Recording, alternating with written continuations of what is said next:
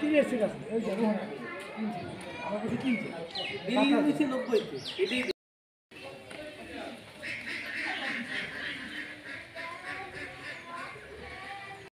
এখানে আছে তিনটা উপরে আছে ছাত্র উপরে আছে ছাত্র আমাদের আরো আছে সবাই গেল সবাই গেল একটু সবাই এটা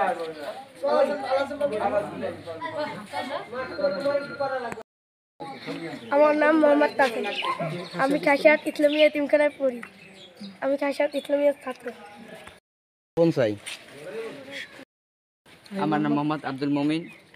আমাদের খাসিয়াত ইসলামিয়া এতিমখানার ছাত্র। আমাদের থাকতে অনেক কষ্ট হয়। আমরা একটি ভবন চাই, সরকারের কাছে আমরা একটি ভবন চাই।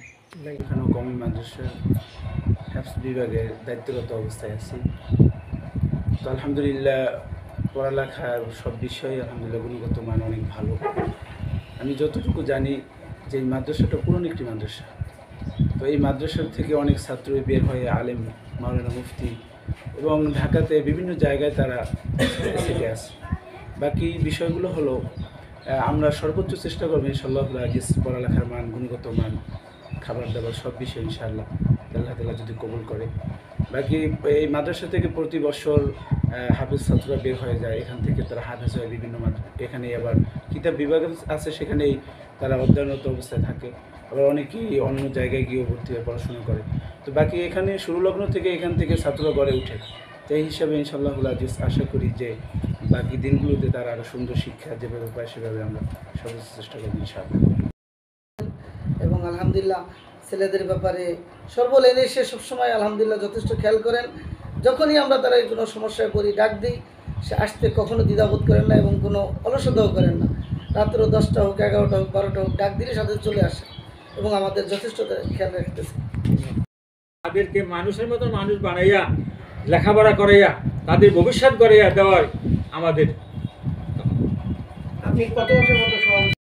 মুলাদী উপজেলার খাসেরহাট কাজিরচর একটি লীলা বোর্ডিং মাদ্রাসায় আমরা দাঁড়িয়ে আছি।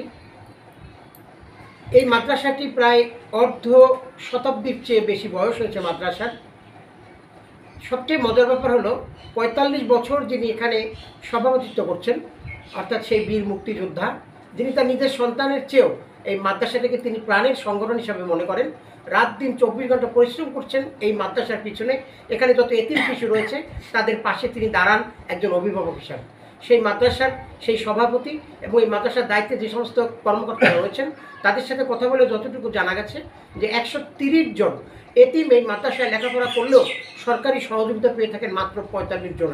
বর্তমানে দ্রব্যমূল্যের বাজারে যা এই মাদ্রাসা চালানো একটি দুষ্কর এবং দুরূহ ব্যাপার, যে কারণে এই মাদ্রাসার সভাপতি স্থানীয় জনগণ থেকে শুরু করে যারা প্রভাবশালী মহল আছেন সকলের সহযোগিতা চেয়েছেন।